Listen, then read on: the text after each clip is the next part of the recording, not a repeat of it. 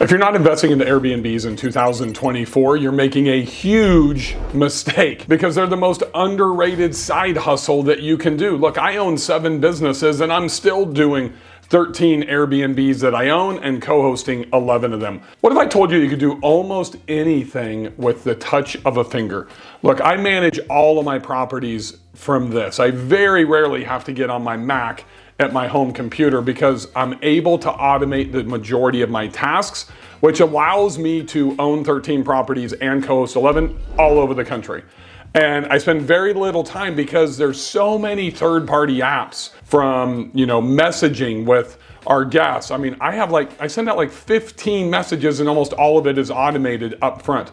Pricing automation through Price Labs, Wheelhouse. Beyond pricing, you can automate updating your photos. I mean, I just did a demo with my mastermind group of an app called Bestie.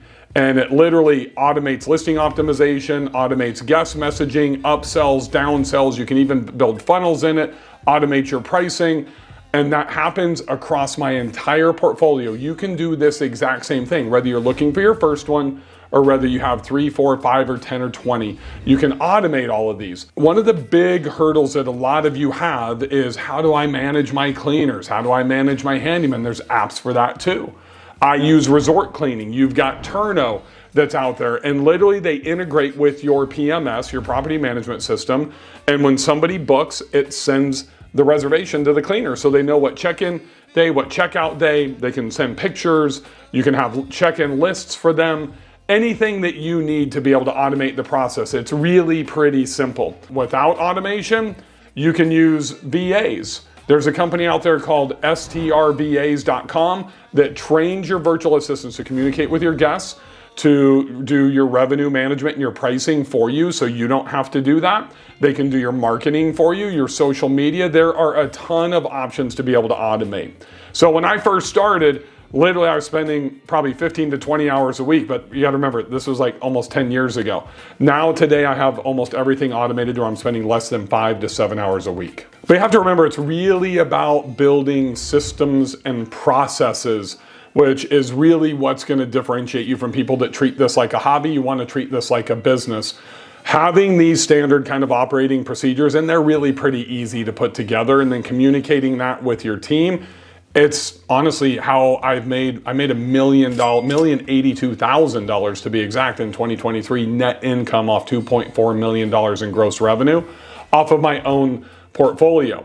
So a lot of people get hung up on the onboarding process and setting everything up. I want you to understand, I live in Nashville, Tennessee, and my closest property is a 3-hour drive away. The majority of my properties, I have to jump on a plane to go and see in Montana, Arizona, down in Gulf Shores, Banner Elk, North Carolina is a 6-hour drive. There's nothing close, right? And that's the mindset that we have to get over as investors. Well, God, I gotta be able to drive and take care of this stuff with myself. You don't. Think about this. If you have a toilet that busts, what do? You turn off the water main. That's the first thing, either at the toilet or outside, and then you call a plumber to fix it. At least that's what I do because I don't know how to fix toilets on my own. The same thing happens in Montana or down in Gulf Shores, Florida, even if it's in Puerto Rico or Barcelona, Spain. Nothing changes, right? So it's the mindset that we have to get over. So I talked earlier about being able to automate the process for guest communication, and that's really what takes the majority of time. I use a couple of things for that. I use an app called OwnerRez, which is my property management system, and then I overlay an app called Hospitable on top of that, which really has the functionality of delivering AI generated if I need it, but also automating all of my messages. So I have about 15 messages for every guest that I start sending out about 2 weeks prior to their check-in. Then I have like this morning after message to make sure that the clean is good, checkout, all that type of stuff. It's all automated, but it's all personal. That's one of the critical things. So I'm putting my marketing hat on and I'm making sure that it's personal so I can build rapport, relationship, help my guests. I'm giving them restaurant recommendations, all of these different types of things to make sure that they have a 5-star stay. But once again, 99% of that is automated. One of the other things is that you really want to treat this like a business, so you need to have a process in place and some software to help you track your financials and your analytics.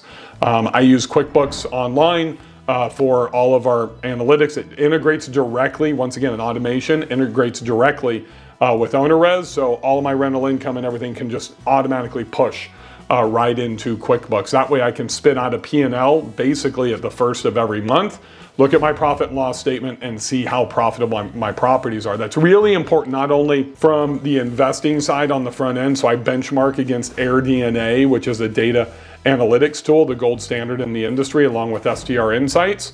And then I will go and see, okay, well, here's the 90th percentile, how am I performing? So my properties perform about 52% above the 90th percentile, which is the top of the top. And I want to make sure that I'm staying there so I can track that every month. Once again, I can automate the majority of that between my PMS and QuickBooks. All right, and here's the last reason of why investing into Airbnbs are an absolute no-brainer and completely underrated. And it doesn't take any money to get started. It's co-hosting.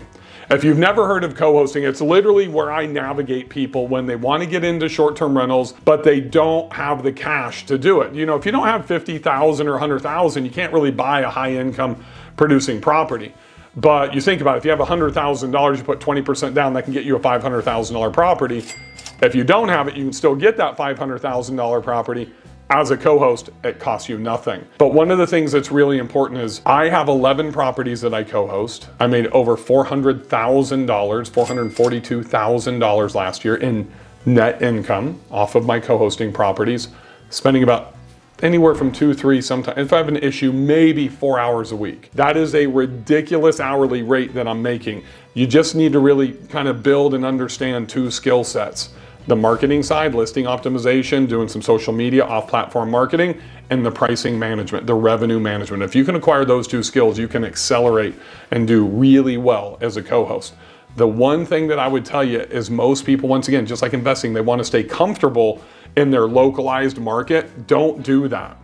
Identify a market that has extremely high value with properties that are underperforming, and that's what you want to target. Don't go take on, you know, a house that's going to do $30,000 a year that's 5 minutes away, because if you charge 20%, you're going to make $6,000.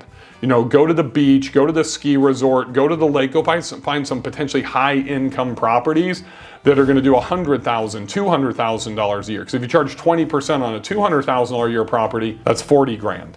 You know, so I look at how I'm going to scale my portfolio, and if you want to make the kind of money that I'm generating on an annualized basis, you can't fill those properties up because you only have so many slots that you can handle at scale.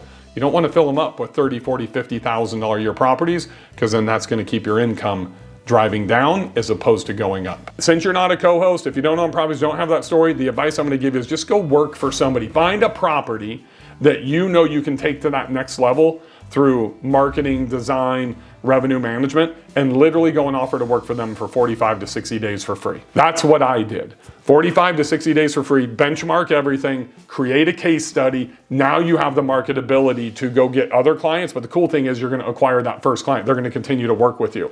So that's how you can make $400,000 working 5 to 7 hours a week or less and get started with no money in Airbnbs in 2024. Let me help you make some more money. All you need to do is click on the screen and look at the money-making tips and tricks that I've got waiting for you.